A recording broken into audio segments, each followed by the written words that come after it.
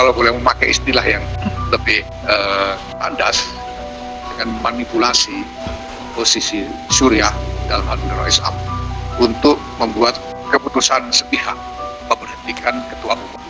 Tadi malam, mulai sore sampai malam dilakukan pertemuan Suriah dan di situ dibicarakan kehendak untuk memberhentikan saya. Bahkan sejak di awal pertemuan sudah dinyatakan bahwa ada keinginan untuk memberhentikan saya, dan kemudian dibuat narasi-narasi untuk menjustifikasi kehendak itu dengan tanpa memberikan kesempatan kepada saya memberikan klarifikasi terbuka.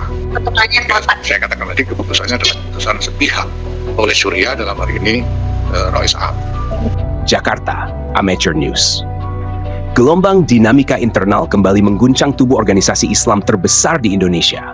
Pengurus besar Nahdlatul Ulama NU kini berada dalam sorotan tajam publik setelah sebuah dokumen resmi bertajuk Risalah Rapat Harian Syuriah Pengurus Besar Nahdlatul Ulama beredar luas di berbagai platform media sosial dan turut dikonfirmasi oleh sejumlah pengurus.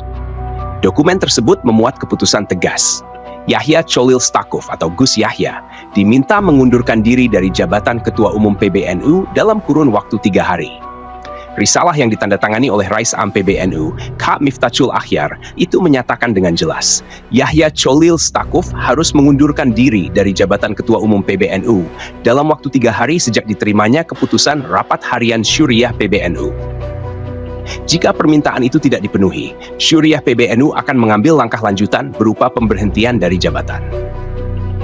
Rapat tersebut diselenggarakan pada hari Kamis, tanggal 20 November tahun 2025 di Hotel Aston Jakarta, dengan kehadiran 37 dari total 53 pengurus harian Syuriah. Pertemuan berlangsung tertutup, namun gema keputusannya justru menggelegar ke ruang publik. Terdapat 3 alasan utama yang disebut menjadi dasar desakan ini. 3 poin tersebut dinilai sangat fundamental dan menyangkut marwah organisasi. 1. Narasumber AKN-NU dianggap melanggar nilai Ahlus Sunnah wal Jamaah An-Nahdliyah Syuriah, menilai bahwa pengundangan seorang narasumber yang dikaitkan dengan jaringan Zionisme internasional dalam kegiatan Akademi Kepemimpinan Nasional Nahdlatul Ulama NU merupakan langkah yang tidak dapat dibenarkan. Kehadiran tokoh tersebut dianggap bertentangan dengan mukadimah Kanun Asasi NU, nilai-nilai Ahlus Sunnah wal Jamaah An-Nahdliyah, serta prinsip etis yang menjadi dasar moral organisasi.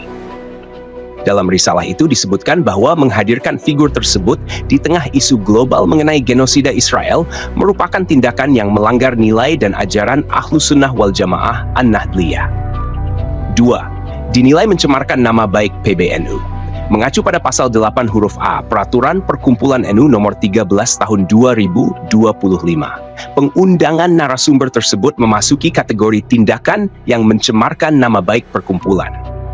Konteks ini berkaitan dengan kehadiran Peter Berkowitz, peneliti yang dikenal pernah menulis buku Israel and the Struggle Over the International Laws of War pada tahun 2012 dan kerap mengemukakan pembelaan terhadap Israel dalam forum hukum internasional. Gus Yahya sendiri sebelumnya mengakui, jadi saya mohon maaf sekali kepada masyarakat bahwa saya membuat keputusan tanpa pertimbangan yang teliti dan lengkap terkait Peter Berkowitz ini. Ia menjelaskan bahwa selama hampir 5 tahun mengenal Berkowitz, ia tidak mengetahui rekam jejak pro-Israel tersebut. Namun Syuriah menilai alasan itu tidak cukup untuk menutup dampak reputasional yang telah terjadi. 3. Indikasi pelanggaran tata kelola keuangan PBNU. Alasan ketiga dianggap sebagai poin paling berat. Syuriah menyatakan bahwa tata kelola keuangan PBNU menunjukkan adanya indikasi pelanggaran terhadap hukum syara, aturan perundang-undangan, serta pasal 97 hingga 99 Anggaran Dasar Anggaran Rumah Tangga NU. Pelanggaran tersebut dinilai berpotensi membahayakan eksistensi badan hukum PBNU. Bagi Syuriah, soal tata kelola organisasi bukan hanya teknis administratif, tetapi menyangkut amanah publik. Pejabat PBNU sendiri memberi respons hati-hati. Bendahara PBNU, Sumantri Suwarno, menyampaikan bahwa hingga saat ini pengurus belum menerima surat resmi dari Rais Am. Kami harus menunggu konfirmasi langsung dari Rais Am PBNU Miftachul Akhyar. Sementara itu, beberapa pengurus lain, meski mengakui adanya pertemuan tersebut, meminta penjelasan lebih lanjut diberikan sepenuhnya oleh Syuriah. Klarifikasi dan permohonan maaf Gus Yahya sebelumnya memberikan penjelasan bahwa kedatangan Berkowitz murni untuk membahas konsep hak asasi manusia, bukan membicarakan politik Israel-Palestina. Ia menegaskan, lagi pula tidak mungkin kami mengkampanyekan Zionisme di masyarakat. Meski demikian, Syuriah tetap menilai bahwa rangkaian peristiwa tersebut telah mencederai marwah organisasi, terutama di tengah situasi global yang sensitif bagi umat Islam. Ketegangan internal meningkat. Desakan untuk mundur dalam waktu 3 hari merupakan ultimatum yang jarang terjadi dalam sejarah PBNU. Risalah itu bahkan menegaskan bahwa jika ultimatum tidak dipenuhi, Syuriah akan mengambil langkah pemberhentian. Kini, bola panas berada di tangan Gus Yahya. Keputusan yang akan diambilnya akan menentukan arah dinamika organisasi dalam waktu dekat. Satu hal yang tidak terbantahkan, PBNU sedang berada di titik krusial yang dapat mengubah sejarahnya hanya dalam hitungan hari. Kesimpulan, dinamika internal PBNU memasuki fase paling sensitif dalam beberapa tahun terakhir. Desakan agar Gus Yahya mundur tidak berdiri di atas isu tunggal, tetapi merupakan akumulasi 3 persoalan besar. Narasumber AKNU yang dinilai kontroversial, dugaan pelanggaran etika organisasi, serta indikasi ketidakteraturan tata kelola keuangan.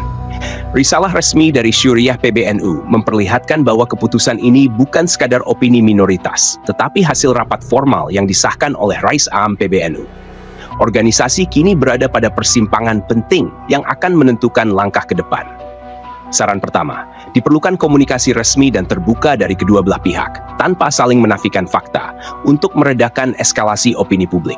Kedua, PBNU perlu menegakkan mekanisme audit dan evaluasi internal agar isu tata kelola tidak terus membesar dan menimbulkan keraguan umat.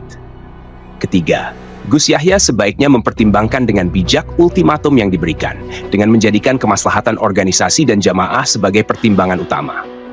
Transparansi, integritas, dan ketenangan dalam mengambil keputusan akan menjadi kunci untuk menjaga marwah PBNU di tengah badai dinamika yang terjadi.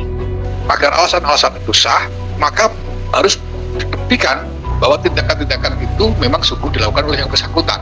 Maka satu proses pembuktian yang benar, objektif juga harus dilakukan. Dan itu berarti juga yang bersangkutan harus diberi hak untuk melakukan klarifikasi secara terbuka, sehingga seluruh pertimbangannya bersifat objektif.